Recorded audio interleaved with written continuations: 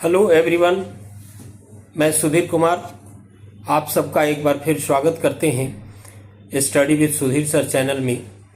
और आप सबों के साथ इंडियन कॉन्स्टिट्यूशन के chapter wise most important questions, objective question जिस पर हम डिस्कशन करते हैं। और हर बार आपके साथ प्रत्येक चैप्टर के 25 मोस्ट इम्पॉर्टेंट MCQs पर हम बात करेंगे और उसी के तहत ये चैप्टर 2 है। और जैसा कि आप स्क्रीन में देख पा रहे हैं, भारतीय संविधान की प्रकृति, विशेषताएं एवं विदेशी स्रोत से रिलेटेड टॉप 25 क्वेश्चन पर आज के क्लासों में हम डिस्कशन करेंगे। ओके, तो मैं सेशन स्टार्ट कर रहा हूं और आप सब देखें। नेक्स्ट प्रश्न की ओर हम बढ़ते हैं या पहला प्रश्न लेते हैं।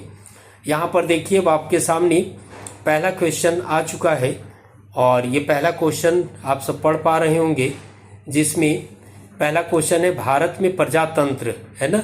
भारत में प्रजातंत्र इस तथ्य पर आधारित है कि, ठीक है, संविधान लिखित है, पहला ऑप्शन है। यहाँ मौलिक अधिकार प्रदान किए गए हैं।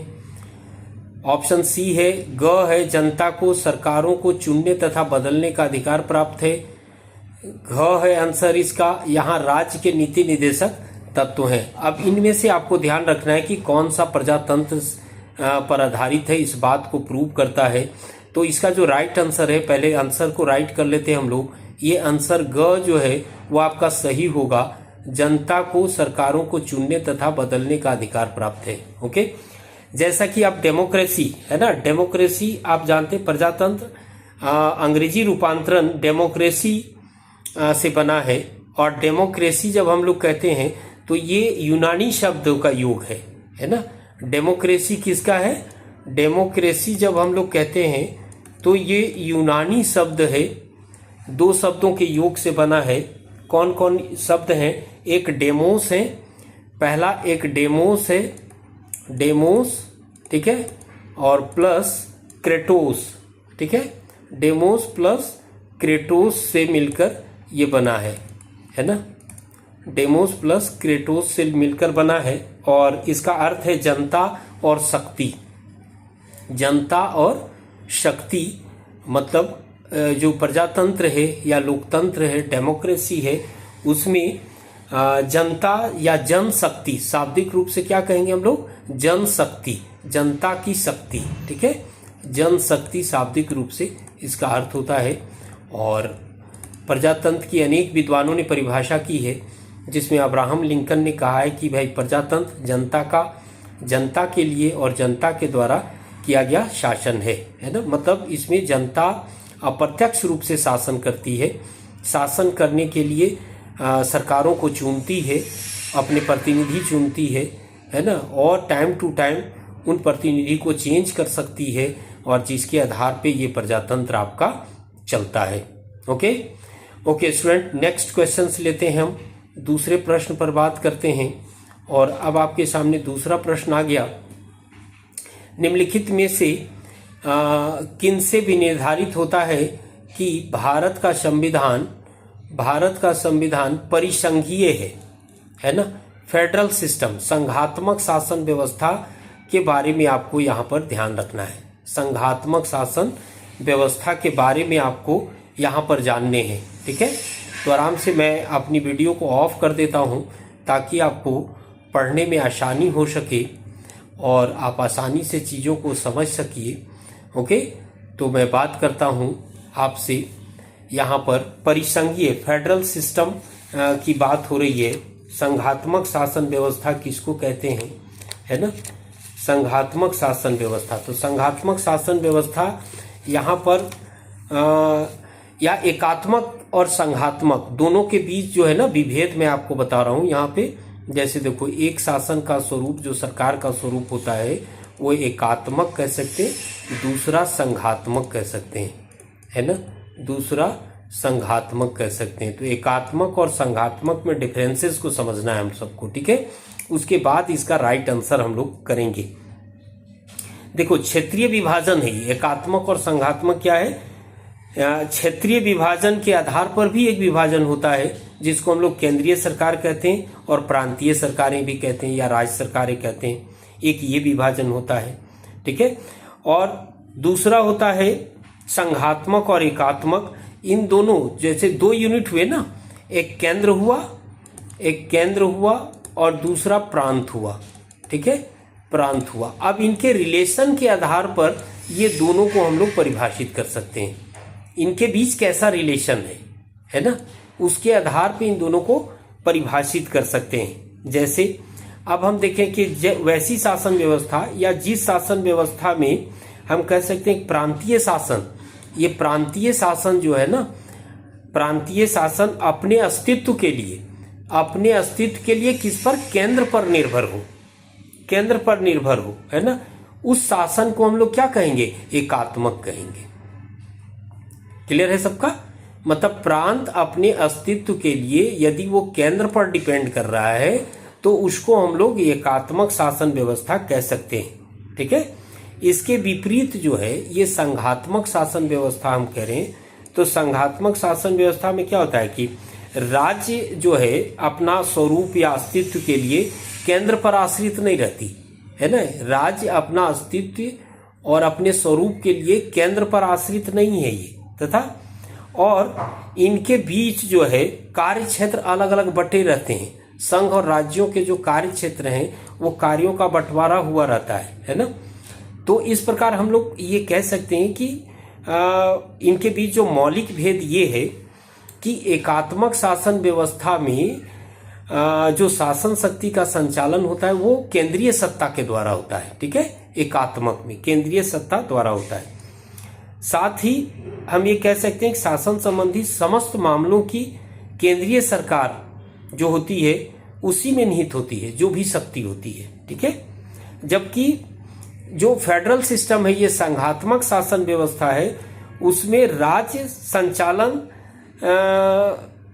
की सत्ता जो है सो केंद्र और इकाइयों में, मतलब केंद्र और प्रांतों के बीच बटा रहता है, उसी को हम लोग संघात्मक कहते हैं, ठीक है। तो यहाँ पर देखो आपका आंसर निकल के आ गया होगा, ये जो परिभाषा मैंने बताया उससे आधार पे। तो यहाँ पर देखिए इसका ऑप्शन जो है वो डी हो जाएगा आपका राइट आंसर। केंद्र और राज्यों के बीच शक्तियों का वितरण होता है ना। ये अपने अपने कार्य, जो भी इनके कार्य हैं, वितरण के द्वारा जो भी कार्य इनके दिए गए हैं उनके अनुसार से ये कार्य करते हैं, है ना। तो एकात्मक और संघात्मक आई हो समझ गए होंगे इनके रिलेशंस के आधार पे। ओके, एकात्मक राज्य और संघात्मक राज्य। ओके, नेक्स्ट क्वेश्चन लेते हैं हम लोग और उसका आंसर जानने का प्रयास करते हैं। क्वेश्चन नंबर 3 आ गया, भारत एक गणतंत्र है ना, गणतंत्र है, इसका अर्थ है ना, गणतंत्र रिपब्लिक, है ना, या प्रस्तावना में भी हम लोग पढ़ते हैं गणराज्य पढ़ते हैं, प्रियम्बल में गणराज्य पढ़ते हैं। तो इसका सही आंसर क्या होगा, है ना। तो गणराज्य या गणतंत्र इसलिए कहते हैं कि हमारे देश के जो राष्ट्रपति होते हैं ना, हमारे देश के जो प्रमुख होते हैं, राष्ट्रपति होते हैं, वो वंशानुगत नहीं है। जैसे ब्रिटेन में वंशानुगत होते हैं, वहाँ के राजा रानी वंशानुगत होते हैं, लेकिन हमारे के यहाँ क्या है, राष्ट्रपति इलेक्टेड है ना। और इसी सेंस में इसको हम लोग गणराज्य कहते हैं या गणतंत्र कहते हैं। क्लियर सबका? तो ऑप्शन सी आपका जो है ये सही होगा, आई मीन ग आपका सही होगा, इसको ध्यान में रखिएगा, ठीक है। वंशानुगत शासन भारत में नहीं है, यहाँ के जो राष्ट्रपति होते हैं वो इलेक्टेड होते हैं, इसलिए भारत को एक गणराज्य या गणतंत्र कहते हैं हम लोग। ओके, नेक्स्ट क्वेश्चन की ओर हम लोग बढ़ रहे हैं और नेक्स्ट क्वेश्चन लेते हैं। क्वेश्चन नंबर 4 आ गया आपको, राष्ट्रपति पद्धति में, है ना, समस्त कार्यपालिका की शक्तियां निहित होती हैं, किसमें निहित होती हैं, है ना। ये यहाँ पर आपको ध्यान रखना है, ये अध्यक्षात्मक शासन प्रणाली एक होता है, ठीक है। यहाँ पर अध्यक्षात्मक शासन प्रणाली, और उसके तहत यहाँ पर आपको ध्यान रखना है कि जो समस्त कार्यपालिका शक्ति होता है वो किस में नियुक्त होता है, वो राष्ट्रपति में ही नियुक्त होता है, ठीक है। मतलब आपका ये ऑप्शन सही होगा, वहाँ का जो राष्ट्रपति होगा उसी में समस्त कार्यपालिका शक्ति निहित होगी, राष्ट्रपति में ही निहित होगी समस्त कार्यपालिका शक्ति। ठीक है, जैसे अमेरिका में हम लोग कहते हैं, है ना, अमेरिका में हम लोग कहते हैं दो तरह के शासन होते हैं ना, एक अध्यक्षात्मक शासन प्रणाली होता है और दूसरा होता है एक आपको संसदीय शासन प्रणाली। ठीक है, तो अध्यक्षात्मक शासन प्रणाली जब हम लोग कहते हैं, अध्यक्षात्मक शासन प्रणाली, अध्यक्षात्मक शासन प्रणाली, है ना, अध्यक्षात्मक शासन प्रणाली, तो इसे भी थोड़ा सा समझ लें आप सब, अध्यक्षात्मक शासन प्रणाली क्या होता है ना। तो ये इसका जो आधार होता है विभाजन का, शक्तियों के पृथक्करण सिद्धांत, उसको ध्यान में रखना है ना।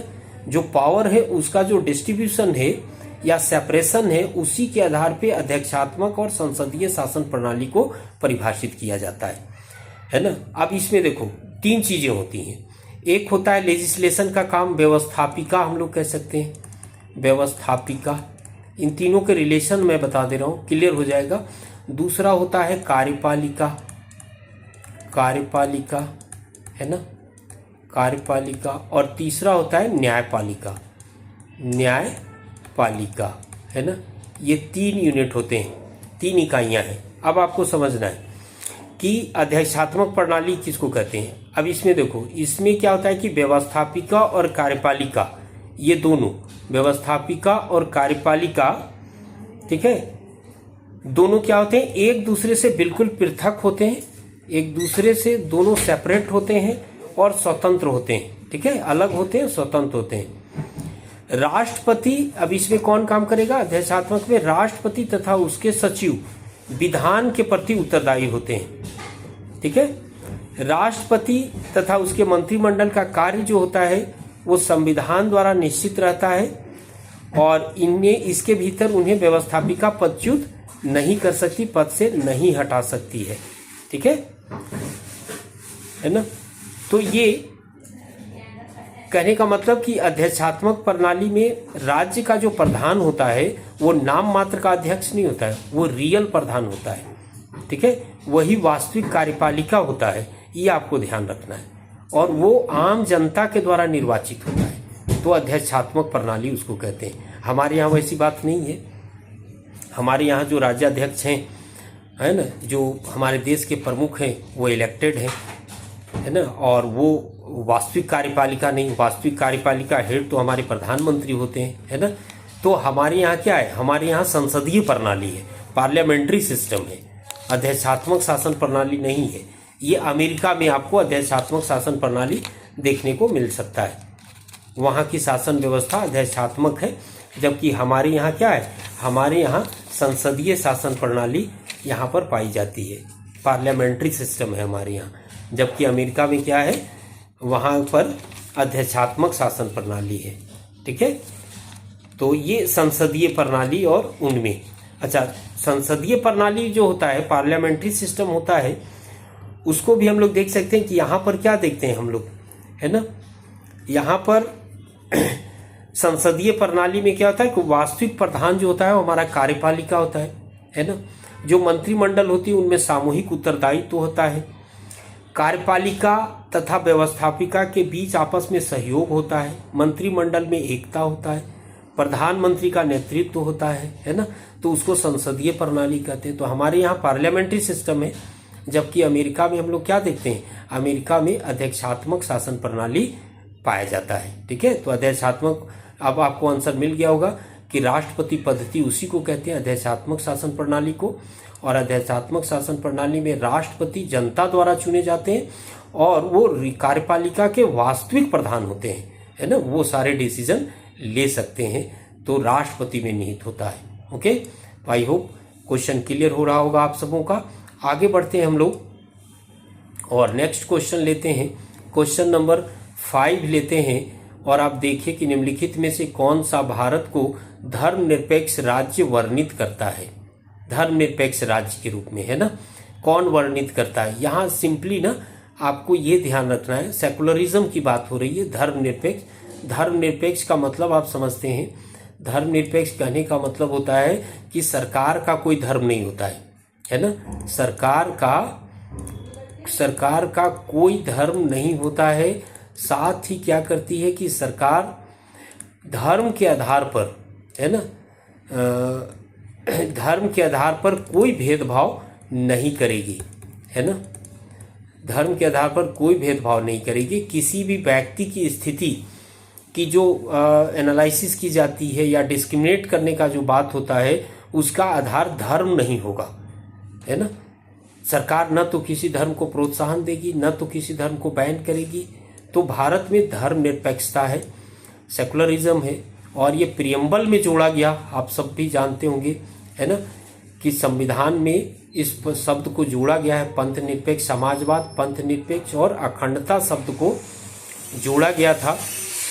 तो ये पंथ निरपेक्ष शब्द कहाँ पर है हमारा? ऑप्शन आंसर मिल गया होगा आपको, ऑप्शन ख आपका राइट आंसर होगा, संविधान की प्रस्तावना, है ना, प्रियम्बल में आपको इसका उल्लेख किया गया या हमें प्रदान करता है प्रियम्बल के माध्यम से, ठीक है।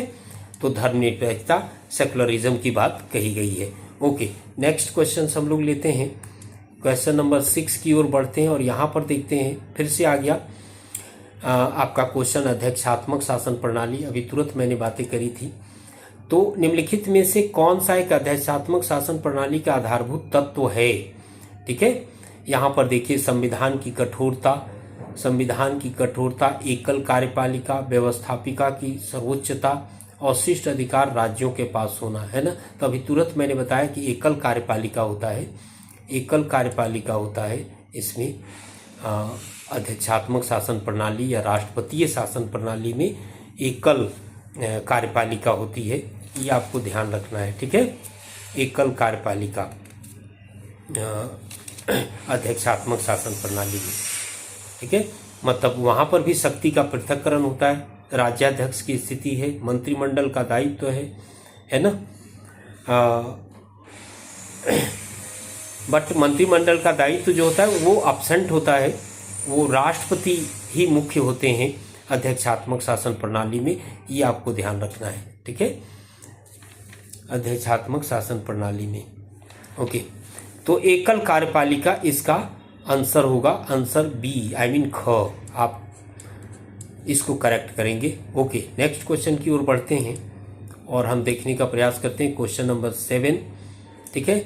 अब यहाँ पर देखिए, ये जितने भी क्वेश्चंस हैं आपको, एक तो ये कॉन्सेप्चुअल क्वेश्चन है, जो भी इस चैप्टर में प्रश्न आ रहे हैं वो सब कॉन्सेप्ट बेस्ड हैं, और ये विभिन्न परीक्षाओं में पूछे गए इम्पॉर्टेंट क्वेश्चंस हैं, या हमारी तरफ से इन सबों पर इस तरह के प्रश्न आपको आएंगे, रिपीटेड क्वेश्चन हैं ये बार बार, चूंकि ऐसे ही क्वेश्चन बनते हैं इस चैप्टर से, भारतीय संविधान की विशेषता और प्रकृति से। ओके, तो धर्मनिरपेक्ष व्यक्त करता है, तो यहाँ पर देखिए पहला ऑप्शन है आपका, भारत में अनेक धर्म हैं, भारतीयों को धार्मिक स्वतंत्रता प्राप्त है, धर्मानुपालन व्यक्ति की इच्छा पर निर्भर करता है, भारत में राज्य का कोई धर्म नहीं है ना। अभी तुरंत मैंने बताया था, आपको समझाया था सेकुलरिज्म क्या है, तो यहाँ पर डी ऑप्शन आपका सही आंसर होगा, है ना। भारत में राज्य का कोई या भारत का कोई धर्म नहीं है, ठीक है, सरकार का कोई धर्म नहीं होता है। यहाँ पर सभी धर्म मानने वाले लोग अपने स्वतंत्र रूप से धर्म पालन कर सकते हैं। धर्म की स्वतंत्रता हमारा फंडामेंटल राइट दिया हुआ है, तो उसको ध्यान में रखेंगे। ओके, नेक्स्ट क्वेश्चन की ओर बढ़ते हैं और क्वेश्चन नंबर 8 लेते हैं हम लोग और देखने का प्रयास करते हैं, ठीक है। अब यहाँ देखो, किसने कहा था भारत अर्ध संघात्मक राज्य? अभी तुरंत मैंने फेडरल सिस्टम पर बातें करी आप सबों से, एकात्मक और संघात्मक में क्या अंतर है। तो चूंकि ऑब्जेक्टिव क्वेश्चन करा रहे हैं, तो यहाँ पर आपको कम शब्दों में समझाने का हम प्रयास करते हैं, है ना। और यहाँ पर मैं आपको बताया था कि अध्यक्षात्मक प्रणाली क्या होता है और संघात्मक शासन प्रणाली क्या होता है ना। तो संघात्मक शासन प्रणाली में यहाँ पर जो अर्ध संघात्मक semi federal system, quasi federal system जो कहा है वो केसी व्हीयर ने कहा है। मतलब संघात्मक व्यवस्था है यहाँ पर, लेकिन विशेष परिस्थिति में हम लोग क्या देखते हैं, यहाँ पर एकात्मकता के लक्षण आ जाते हैं, मतलब केंद्र ज़्यादा ताकतवर हो जाता है ना। जैसे आपात की स्थिति आ गया, आपात की स्थिति है, राज्यों में राज्यपाल का अपॉइंटमेंट है ना। अखिल भारतीय सेवा के अधिकारीगण हैं। ठीक है, इसके अलावा राज्यसभा आर्टिकल 249 है, जिसके तहत केंद्र सरकार कानून बना सकती है राज्य की विषयों पर। ठीक है, तो केंद्र विशेष परिस्थिति में केंद्र ज़्यादा ताकतवर हो जाता है। वैसे सामान्य परिस्थिति में हमारा फेडरल है, लेकिन विशेष परिस्थिति में वो एकात्मक हो जाता है। इसलिए केसी वियर ने इसको क्या कहा? केसी वियर ने इसको अर्धसंघात्मक कहा है भारतीय संविधान को। ओके, नेक्स्ट क्वेश्चन की ओर बढ़िए और आप देखने का प्रयास करिए। क्वेश्चन नंबर 9, निम्नलिखित में से किस एक का कथन है कि संविधान को संघात्मकता के तंग ढांचे में नहीं ढाला गया है ना? ये चूंकि स्टेटमेंट बेस्ड क्वेश्चन थे, संविधान को संघात्मकता के तंग ढांचे में नहीं ढाला गया है, तो ये एक्चुअली आपका स्टेटमेंट बेस्ड क्वेश्चन है।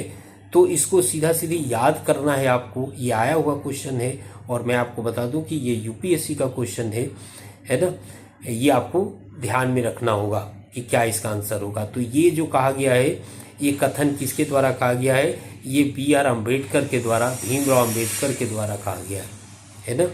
बिल्कुल संघात्मक का ढांचे में बिल्कुल एकदम स्ट्रिक्टली नहीं है, फ्लेक्सिबिलिटी है इसमें, है ना? मौका पड़ने पर ये एकात्मक भी हो जाता है। तो वही चीज़ बोल रहे कि तंग ढांचे में नहीं ढाला गया है। B.R. अम्बेडकर कह रहे हैं ऐसी बात।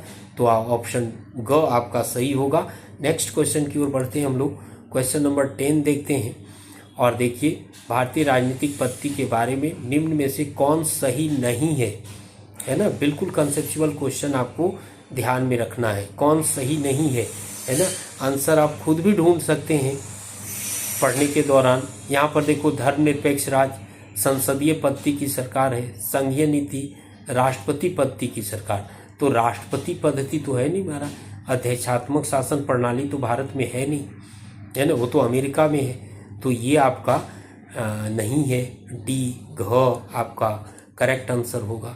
ये सारी चीज़ें तो हैं, संसदीय सरकार है हमारा, पार्लियामेंट्री सिस्टम है, सेकुलरिज्म है, और फिर यूनियन पॉलिसी है हमारा, संघीय नीति है, ये सब हैं, है ना? ये नहीं है। तो आपका क्या पूछ रहा है, निम्न में से कौन नहीं है? तो ये वाला सही आंसर होगा डी, राष्ट्रपति पद्धति नहीं है हमारे यहाँ, अध्यक्षात्मक शासन प्रणाली नहीं है हमारे यहाँ, संसदीय शासन प्रणाली है। ओके, क्वेश्चन नंबर 11 आप देखिए, कल्याणकारी राज्य का उद्देश्य, ये मोटिव्स पूछ रहा है वेलफेयर स्टेट का। वेलफेयर स्टेट का क्या मोटिव्स है ना? तो ये सिंपल, कल्याणकारी राज्य आप सब जानते हैं कि भाग 4 में जो डायरेक्टिव प्रिंसिपल्स हैं, डायरेक्टिव प्रिंसिपल्स का उद्देश्य हमारा जो है वो कल्याणकारी राज्य की स्थापना करना है, कल्याणकारी राज्य की स्थापना करना है। और उसी से रिलेटेड क्वेश्चन है कि कल्याणकारी राज्य का क्या मोटिव्स होता है।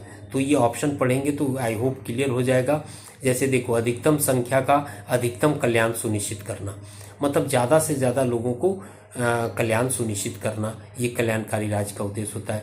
कमजोर वर्गों के कल्याण का प्रबंध करना, सभी नागरिकों को स्वास्थ्य सुविधाएं प्रदान करना। तो देखो, ये इंडिविजुअल हैं, इसलिए ये दोनों नहीं होंगे, लेकिन ये वाला राइट आंसर हो जाएगा। कल्याणकारी का होता है कि अधिकतम संख्या का अधिकतम कल्याण सुनिश्चित करना कल्याणकारी राज्य का उद्देश्य होता है, मतलब सबों का कल्याण हो, सिंपल सी बात। ओके, नेक्स्ट पढ़ते हैं हम लोग और देखने का प्रयास करते हैं। क्वेश्चन नंबर 12, सभी व्यक्ति पूर्णतः और समान रूप से मानव है, यह सिद्धांत माना जाता है। सभी व्यक्ति, क्वेश्चन बार बार देखिए, बार बार पढ़िए ताकि चीज़ें आप समझ सकिए। सभी व्यक्ति पूर्णतः और समान रूप से मानव है, ये कौन सा शब्द व्यक्त कर रहा है इसको? सार्वभौमिकता, समष्टिवाद, समाजवाद, अंतःक्रियावाद, है ना? क्वेश्चन नंबर 12 आपका ये है। ठीक है, तो सभी व्यक्ति, ये सिर्फ भारत की बात नहीं बोल रहा है, पूरे मानव जाति के बारे में बोल रहा है ना? तो ये एक यूनिवर्सल बात बोल रहा है, सार्वभौमिकता इसका सही आंसर होगा। ठीक है, पार्टिकुलर किसी स्टेट की बात नहीं हुई, किसी पार्टिकुलर ग्रुप की बात नहीं हुई, ये पूरे मानव जाति की बात हो रही है कि सभी व्यक्ति पूर्णतः और समान रूप से मानव हैं। यह सार्वभौमिकता यूनिवर्सल बात किया जा रहा है, इसलिए इसका जो सही आंसर होगा वो सार्वभौमिकता होगा। नेक्स्ट क्वेश्चन नंबर 13 की ओर बढ़ते हैं। यहाँ देखिए, भारतीय संविधान कैसा है ना? भारतीय संविधान क्या है? कठोर है, लचीला है, ठीक है, ना ही कठोर ना ही लचीला, अंशतः कठोर और अंशतः लचीला। तो आपको ध्यान रखना है कि भारत क्या है? भारत कठोर और लचीला का एक सम्मिश्रण है। मतलब ये जो डी आंसर है ना, घ, ये सही होगा, ठीक है। कठोर करने का मतलब देखो, हमारा मैं संविधान संशोधन की भी एक जो वीडियो है, प्रकार है विधेयकों का या संशोधन का प्रकार, उसका मैंने बताया है कि कुछ एक विधेयक ऐसे हैं जो सामान्य बहुमत से पारित हो जाते हैं, कुछ शेष विधेयक हैं जिसमें विशेष बहुमत की जरूरत होती है, कुछ एक विधेयक ऐसे हैं जिसमें विशेष बहुमत के साथ साथ आधे राज्यों के समर्थन की जरूरत होती है। तो कोई जो एकदम सामान्य विधेयक तो लचीला है ना, जिसमें आधे राज्य का समर्थन चाहिए, तीसरा प्रकार वो कठोर है। तो दोनों है ना, लचीलेपन का भी और कठोरता का भी, दोनों का सम्मिश्रण है हमारा कॉन्स्टिट्यूशन, उसको ध्यान में रखेंगे। ओके, नेक्स्ट क्वेश्चन की ओर बढ़ते हैं और देखते हैं हम लोग क्वेश्चन नंबर 14। यहाँ देखिए, भारत की संसदीय शासन प्रणाली एवं ब्रिटेन की संसदीय प्रणाली में अंतर का बिंदु निम्नलिखित में से कौन है? ठीक है, अंतर बताना है। ब्रिटेन की पार्लियामेंट्री सिस्टम है और हमारे यहाँ पार्लियामेंट्री सिस्टम है, उसमें क्या अंतर है? ठीक है, तो सामूहिक उत्तरदायित्व, संसदीय व्यवस्था में सामूहिक उत्तरदायित्व होता है, ठीक है, और मंत्री जो सामूहिक रूप से उत्तरदायी होते हैं वो सदन के प्रति होते है ना, कैबिनेट के प्रति होते, सामूहिक उत्तरदायित्व होता है, ठीक है। जुडिशियल रिव्यू यहाँ की संसदीय प्रणाली में है, जुडिशियल रिव्यू भी यहाँ पर हम लोग देखते हैं, जुडिशियल रिव्यू। द्विसदनात्मक व्यवस्थापिका भी है, ठीक है, और वास्तविक एवं नाम मात्र की कार्यपालिका, वास्तविक एवं नाम मात्र की कार्यपालिका। तो दोनों में अंतर का बिंदु, संसदीय शासन प्रणाली में अंतर का बिंदु आपको ध्यान में रखना है। तो इसका जो सही आंसर होगा वो न्यायिक समीक्षा को लेकर होगा, है ना, ये आपका आंसर सही होगा। जुडिशियल रिव्यू, न्यायिक समीक्षा, अंतर का बिंदु न्यायिक समीक्षा को लेकर है। ओके, नेक्स्ट क्वेश्चन की ओर बढ़ते हैं और यहाँ पर देखते हैं क्वेश्चन नंबर 15। संसदात्मक शासन व्यवस्था में, आप सब देख रहे हैं बिल्कुल कंसेप्चुअल क्वेश्चन है यहाँ पे, है ना, इसीलिए मैंने फर्स्ट में दोनों चार चीज़ों पर बात की थी। संसदीय शासन व्यवस्था और अध्यक्षीय शासन व्यवस्था पर मैंने बातें करी थी। यहाँ पर देखिए क्या है, संसदात्मक शासन व्यवस्था में, है ना, न्यायपालिका का कार्यपालिका पर नियंत्रण होता है, कार्यपालिका का न्यायपालिका पर नियंत्रण होता है, कार्यपालिका का विधायिका पर नियंत्रण होता है, विधायिका का कार्यपालिका पर नियंत्रण होता है ना। तो संसदीय शासन व्यवस्था में कौन सी विशेषताएं? तो यहाँ पर देखो, विधायिका का कार्यपालिका पर नियंत्रण होता है। हमारे यहाँ जो लेजिस्लेटिव है, लेजिस्लेशन जो है पार्लियामेंट का, जो एग्जीक्यूटिव पे कंट्रोल होता है कि नहीं, है ना, तो ये आंसर जो है ना, ये आंसर आपका क्या होगा, सही हो जाएगा। इसीलिए मैंने फर्स्ट में दोनों संसदीय व्यवस्था और अध्यक्षीय शासन प्रणाली पर मैंने बातें करी थी शुरुआत में ही, और उसके माध्यम से आपको समझाने का यहाँ फिर से ये लगातार ये चैप्टर ऐसा है कि इसमें जो भी आएंगे वो सब के सब कंसेप्चुअल प्रश्न ही आएंगे, है ना। संसदीय शासन व्यवस्था और अध्यक्षीय शासन व्यवस्था में आपको ध्यान रखना है, ठीक है, इनमें क्या डिफरेंसेस हैं और क्या नहीं है। ओके, यहाँ पर बट यहाँ पर ये जो है ना, ये दोनों में सहयोग का भावना होता है। ओके, जैसे संसदीय शासन व्यवस्था में क्या होता है, कार्यपालिका तथा व्यवस्थापिका, कार्यपालिका तथा ये कार्यपालिका, ये व्यवस्थापिका, दोनों में क्या है, सहयोग होता है, सहयोग की भावना होती है ना, ठीक है। और विधायिका का कार्यपालिका पर नियंत्रण होता है, ठीक है। संसदीय शासन व्यवस्था में क्या होता है, सामूहिक उत्तरदायित्व होता है, कलेक्टिव रिस्पॉन्सिबिलिटी होती है, इनकी कलेक्टिव रिस्पॉन्सिबिलिटी होती है, ठीक है। अच्छा, इसमें क्या है, संसदीय शासन व्यवस्था में जो कॉन्स्टिट्यूशनल हेड होते हैं, है ना, इस पत्ती के अंतर्गत जो कॉन्स्टिट्यूशनल हेड होते हैं वे केवल नाम मात्र का हेड होता है, राज्याध्यक्ष होता है, जैसे राष्ट्रपति होते हैं, है ना। और व्यवहार में जो होता है कि उनकी शक्ति का प्रयोग कौन करता है? मंत्रिमंडल करता है।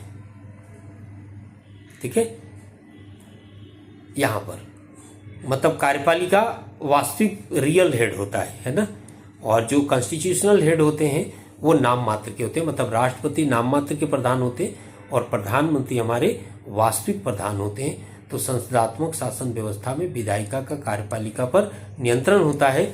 ये राइट आंसर होगा आपका, इसको ध्यान में रखेंगे। नेक्स्ट क्वेश्चन की ओर हम लोग बढ़ रहे हैं और क्वेश्चन नंबर 16 आपके सामने है। निम्नलिखित में से कौन सा राज्य का सबसे महत्वपूर्ण तत्व है? ये बेहद आसान प्रश्न है ना, बेहद आसान प्रश्न है, बट आप लोग जाने। ध्वज, राजधानी, संप्रभुता, शासनाध्यक्ष, है ना। कुछ नए तरह के क्वेश्चंस आप तक पहुंचे, आपकी जानकारी बढ़े और कुछ क्वेश्चन बनाने में इंटरेस्ट भी आए, और इसी उद्देश्य से ये क्वेश्चन का पैटर्न या क्वेश्चन इस तरह का मैं बनाने का प्रयास करता हूँ चैप्टर वाइज। ओके, तो अब आप देखो यहाँ पर क्या है, राज्य का सबसे महत्वपूर्ण तत्व। तो महत्वपूर्ण तत्व तो भाई सब लोग जानते हैं, संप्रभुता, सॉवरेनिटी की बात कर रही है। संप्रभुता सबसे महत्वपूर्ण चीज है। ओके, संप्रभुता का मतलब होता है कि जैसे भारत के पास संप्रभुता है, भारत एक संप्रभु राज्य है ना। प्रियम्बल आप पढ़िए तो वो उसमें लिखा हुआ है, हम भारत के लोग भारत को संपूर्ण प्रभुत्व संपन्न, संप्रभुता की बात कही जा रही प्रियम्बल में, ठीक है, प्रस्तावना में।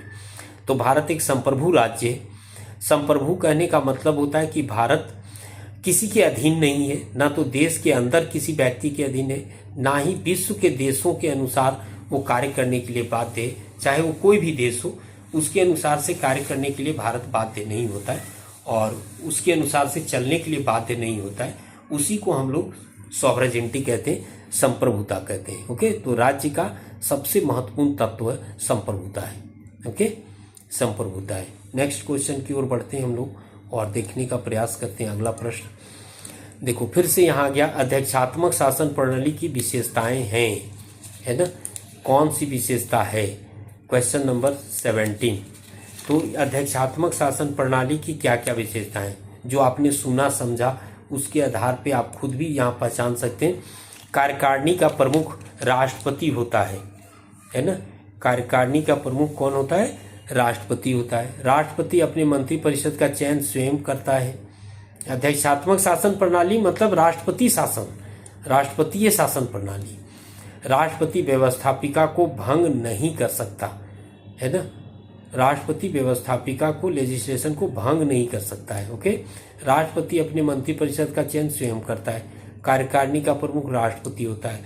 तो आई होप ये जो तीनों चीजें हैं ना, ये तीनों चीजें अध्यक्षात्मक शासन प्रणाली की विशेषता में पाई जाती है ना।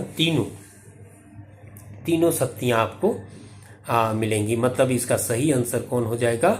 ऊपर वर्णित सभी तथ्य सही है। क्लियर? तो ये अध्यक्षात्मक शासन प्रणाली। नेक्स्ट हम लोग बढ़ते हैं और देखने का प्रयास करते हैं क्वेश्चन नंबर 18। निम्नलिखित में से कौन एक भारत के संविधान का संघीय लक्षण नहीं है, संघात्मक लक्षण नहीं है? ठीक है, ओके। केंद्र तथा राज्यों के बीच शक्तियों का बंटवारा, पूर्ण रूप से लिखित संविधान, इकहरी नागरिकता और स्वतंत्र न्यायपालिका। ठीक है, तो इसमें कौन नहीं है? तो ये सी होना चाहिए, इकहरी नागरिकता, है ना। सिंगल सिटीजनशिप है ना भारत में, एकल नागरिकता है, उसी को इकहरी नागरिकता बोल रहा है, सिंगल सिटीजनशिप, है ना। संसद संघीय प्रणाली या संघात्मक प्रणाली का लक्षण नहीं है, ये लक्षण नहीं है। ठीक है, ये एकात्मक प्रणाली का लक्षण है, बट भारत में ऐसा है, इसीलिए मिक्सचर है ना। केसी वियर ने इसीलिए अर्थसंघात्मक कहा है। ठीक है, अर्थसंघात्मक कहा है इसको, सेमी फेडरल कहा है या क्वेसी फेडरल कहा है इसको। तो क्वेश्चन नंबर 18 का ग सही आंसर होगा, है ना। नेक्स्ट क्वेश्चन की ओर हम लोग बढ़ते हैं। क्वेश्चन नंबर 19 लेते हैं और यहाँ पर देखिए, भारत में संसदीय प्रणाली की सरकार है क्योंकि यहाँ पे पार्लियामेंट्री सिस्टम की सरकार है, क्योंकि लोकसभा जनता द्वारा प्रत्यक्ष रूप से निर्वाचित होती है ना। संसद संविधान का संशोधन कर सकती है, राज्यसभा को भंग नहीं किया जा सकता है, मंत्रिपरिषद लोकसभा के प्रति उत्तरदायी होती है। ठीक है, संसदीय प्रणाली की सरकार है क्योंकि, ठीक है, तो 19 नंबर का जो सही आंसर होगा वो घ होगा। मैं पहले ही बताया था आपको कि मंत्रिपरिषद रिस्पॉन्सिबल होते हैं लोकसभा के प्रति। ठीक है, लोकसभा के प्रति रिस्पॉन्सिबल होते हैं, तो ये आपका सही आंसर होगा। मंत्रिपरिषद लोकसभा के प्रति उत्तरदायी होती है, ये भारत में संसदीय प्रणाली। ओके, क्वेश्चन नंबर 20 की ओर बढ़ते हैं और देखने का प्रयास करते हैं क्वेश्चन क्या है।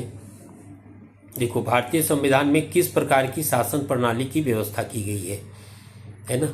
तो ये कंसेप्चुअल क्वेश्चन है, बस इसी तरह के प्रश्न आएंगे आपको इस चैप्टर से। भारतीय संविधान की विशेषता और प्रकृति से रिलेटेड क्वेश्चन जो होंगे वो इसी प्रकार के होंगे आपको, इसलिए इस प्रकार के प्रश्न पर अच्छे से प्रैक्टिस आपको करना है, अच्छे से कॉन्सेप्ट को ध्यान में रखना है, और कंसेप्चुअल क्वेश्चन संविधान में रहते हैं। ओके, तो देखो किस प्रकार की शासन प्रणाली यहाँ पर स्थापित है, 20 क्वेश्चंस आपको ध्यान में रखना है। तो पार्लियामेंट्री सिस्टम, तो बार बार मैं बता रहा हूँ आपको, है ना, कि पार्लियामेंट्री शासन का स्वरूप यही दोनों है ना, या अध्यक्षात्मक या संसदात्मक। ठीक है, ये लोकतंत्र और ये तो नहीं है ना, ये दो स्वरूप हैं, है ना। इसमें राष्ट्रपति हेड होता है, इसमें राष्ट्रपति नाम मात्र का होता है, प्रधानमंत्री हेड होते हैं। तो हमारे देश में ये वाला है संसदीय शासन प्रणाली। ठीक है, parliamentary system. Okay, next question की ओर बढ़ते हैं। क्वेश्चन नंबर 21 लेते हैं और यहाँ पर देखिए कौन सही है। जो कथन दिए गए हैं, स्टेटमेंट जो है आपको कौन सही है ना। आप चूंकि इतनी सारी चर्चा मैं कर चुका हूँ तो आप भी सही आंसर इसका चुन सकते हैं। तो यहाँ पर देखो, भारतीय संविधान का अध्यक्षात्मक है भारतीय संविधान। भारत एक नाम मात्र का राजतंत्र है, भारत एक कुलीन तंत्र है, भारत एक संस्थात्मक प्रजातंत्र है। तो कौन सही है, आपका आंसर आई होप मिल गया होगा, है ना। डी आंसर सही है आपका, संसदात्मक डेमोक्रेसी हमारा, है ना। मतलब डेमोक्रेसी जहां पार्लियामेंट्री सिस्टम यहाँ पर मौजूद है। तो ऑप्शन इस तरह के आएंगे परीक्षा में, तो आप मारने का प्रयास करेंगे। ठीक है, देखो फिर से एक स्टेटमेंट का क्वेश्चन है। भारतीय संविधान के विषय में निम्नलिखित कथन निम्न में से किसका है। भारतीय संविधान अधिक कठोर तथा अधिक लचीले के मध्य एक अच्छा संतुलन स्थापित करता है ना। इसका सही आंसर आपको फाइंड आउट करना है। स्टेटमेंट बेस्ड क्वेश्चन है, और स्टेटमेंट बेस्ड क्वेश्चन है तो भैया इसको याद ही करना पड़ेगा आपको, है ना। और ये भी किसने कहा है, केसी व्हीयर ने ही कहा है ना। केसी व्हीयर ने ही कहा है, ये बात ध्यान रखिएगा। ठीक है, तो 22 का राइट आंसर घ है, केसी व्हीयर, है ना, जिन्होंने अर्धसंघात्मक कहा था। केसी व्हीयर, है ना, थोड़ी देर पहले बात हुई आप सबों से। संविधान में हमारे राष्ट्र का उल्लेख किस नाम से किया गया है। ओके, यहाँ पर देखिए, यहाँ पर संविधान में हमारे देश का नाम क्या है। हमारे देश का नाम दो ही है, भारत तथा इंडिया, है ना। आर्टिकल फर्स्ट में कहा गया है, आर्टिकल फर्स्ट में कहा गया है इंडिया अर्थात भारत राज्यों का संघ होगा। India that is Bharat shall be A union of state. तो हमारे संविधान में हमारे देश का जो नाम है वो भारत है तथा इंडिया है ना। जितना भी सरकारी कागज है उसमें यही नाम आपको मिलने वाला है ना। और कोई नाम आपको नहीं मिलने वाला, हिंदुस्तान या आर्यावर्त इस तरह के नाम नहीं मिलने वाले, सिर्फ मिलेंगे आपको इंडिया, नहीं तो फिर भारत मिलेगा। ओके, नेक्स्ट क्वेश्चन की ओर बढ़ते हैं और देखते हैं 24 क्वेश्चंस क्या है हमारा। इसमें भी देखो ये है कथन है, उसमें से सही कथन आपको चुनना है। ठीक है, सही कथन चुनना है। सामाजिक समानता सोशल इक्वालिटी जो है वो संविधान में प्रत्याभूत है। ठीक है, दूसरा है देश में सामाजिक समानता पहले से विद्यमान थी, जो इक्वालिटी है संविधान लागू होने के पहले से ही विद्यमान थी, ये तो सही नहीं लग रहा है ना। और सामाजिक समानता संविधान में प्रत्याभूत है। ठीक है, संविधान में इसका वर्णन है, सिंपल सा बात आप जानिए। तो संविधान में सामाजिक समानता, समाजवाद का उद्देश्य है ना हमारा, है ना। सोशलिज्म की बात कही गई है, समाजवाद की बात कही गई है, और फंडामेंटल राइट में राइट टू इक्वलिटी की बात है, समानता का अधिकार है, तो निश्चित रूप से भारत सामाजिक समानता संविधान में प्रत्याभूत हैं, है ना, ये ध्यान रखेंगे। ओके, तो नेक्स्ट क्वेश्चन की ओर बढ़ रहे हैं हम आप सबों के साथ, और अगला प्रश्न ले रहे हैं, मतलब आज के सेशन का ये लास्ट क्वेश्चन है, टॉप 25 क्वेश्चंस जो आपके सामने मैंने प्रस्तुत किया, वो उसका आखिरी प्रश्न है, भारत में राजनीतिक सत्ता का प्रमुख स्रोत कौन है ना, सत्ता का स्रोत कौन है? ठीक है, जनता है, संविधान है, संसद है, राष्ट्रपति है। ठीक है, तो शक्ति का स्रोत, सत्ता का स्रोत ये कौन है? यहाँ पर सत्ता का स्रोत जनता है ना, जनता सत्ता का स्रोत है, क्योंकि लोकतंत्र है हमारा, तो जनता ही हमारी शक्ति, जो सत्ता और अथॉरिटी जो प्राप्त होता है। इसी सेंस में देखो, प्रस्तावना में जो वर्ड है हम भारत के लोग, हम भारत के लोग, we the people of India, हम भारत के लोग शब्द का जो इस्तेमाल है वो क्यों किया गया? इसका क्या अर्थ है प्रस्तावना में, we the people of India, हम भारत के लोग? इसका अर्थ है ना कि भारत को सत्ता और प्राधिकार, अथॉरिटी, सत्ता और प्राधिकार, ये दोनों चीजें किससे प्राप्त होती हैं? हम भारत के लोग से, जनता से प्राप्त होती है ना। जनता ही सत्ता का स्रोत है, प्राधिकार का स्रोत है, तो ये जनता आपको मारना है यहाँ पर, ऑप्शन क आपका सही होगा। ओके, तो आई होप आपको हमारी बात पूरी समझ में आ रही है, और आप इस जो एमसीक्यूज का सीरीज एक स्टार्ट है उसका लाभ अधिक से अधिक उठाएं, है ना। और सबसे पहली बात तो है कि भाई इस चैनल को अवश्य सब्सक्राइब करें और लोगों से शेयर करें, ताकि अधिक से अधिक लोगों तक हमारी बात पहुंच सके। साथ ही आप नोटिफिकेशन भी ऑन कर लें, जब ये वीडियो अपलोड हो तो आपको तुरंत जानकारी मिल सके और आप इसे देख सकें, है ना। और साथ ही आप अपने वैल्यूबल कमेंट ड्रॉप करना न छोड़ें, उससे हमें और इस जो कार्यक्रम है, जो ये श्रृंखला है, उसको और रिफॉर्म करने में मदद मिलेगा और बेहतर तरीके से आप तक हम पहुंचा पाएंगे चीज़ों को। ओके, तो आज का सेशन यहीं तक, नेक्स्ट मिलेंगे चैप्टर 3 में, आपके साथ हम बात करेंगे फिर से टॉप 25 क्वेश्चंस के बारे में। संविधान को इसी तरह से हम लोग धीरे धीरे कंप्लीट कर जाएंगे, है ना, संविधान पर आपकी पकड़ मजबूत हो जाएगी। तो सेशन यहीं तक, धन्यवाद आप सबों का हमारे साथ जुड़ने के लिए, और इसी तरह जुड़े रहिए हमारे साथ। धन्यवाद।